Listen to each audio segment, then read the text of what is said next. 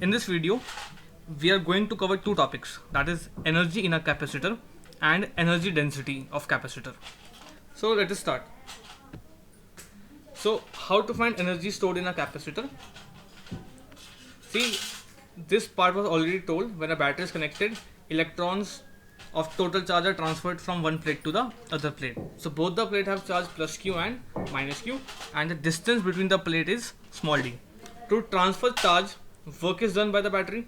This work done is stored as the electrostatic potential energy in the capacitor. Whenever we talk about the energy, we talk about the work done.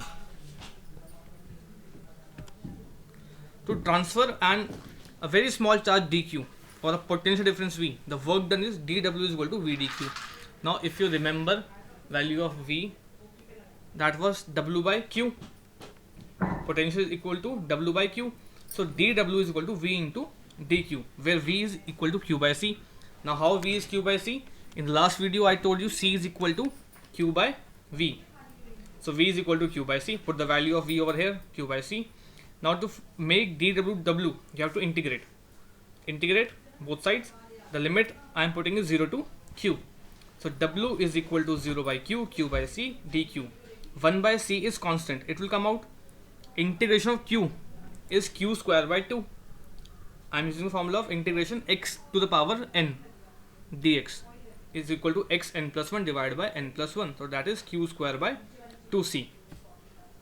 This work done is stored as potential energy, that is q square by 2c.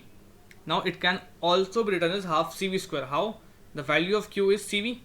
If you put cv over here, you will get half cv square.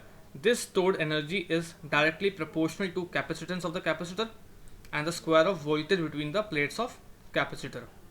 So this is the expression for energy stored in capacitor. This equation can be rewritten as follows. Now the value of C for a parallel plate capacitor is epsilon naught A by D and V is equal to ED. Put these values in the formula behind, that was half C and V square. So this formula can be written as 1D and 1D cancel, but you get half epsilon naught A into D and E square. Now A into D is volume. How? Area into height is volume. So A into D is also volume because D is the distance between the two plates. So AD is equal to volume. Now if you divide the energy stored in capacitor by volume, that AD would cancel and you will only be left with half epsilon naught E square. This term is called energy density of capacitor. So if you want to define it, what is energy density of capacitor?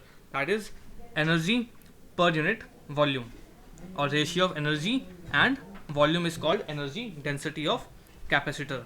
So we infer that energy is stored in electric field existing between the plates of the capacitor. Once the capacitor is allowed to discharge, the energy is retrieved.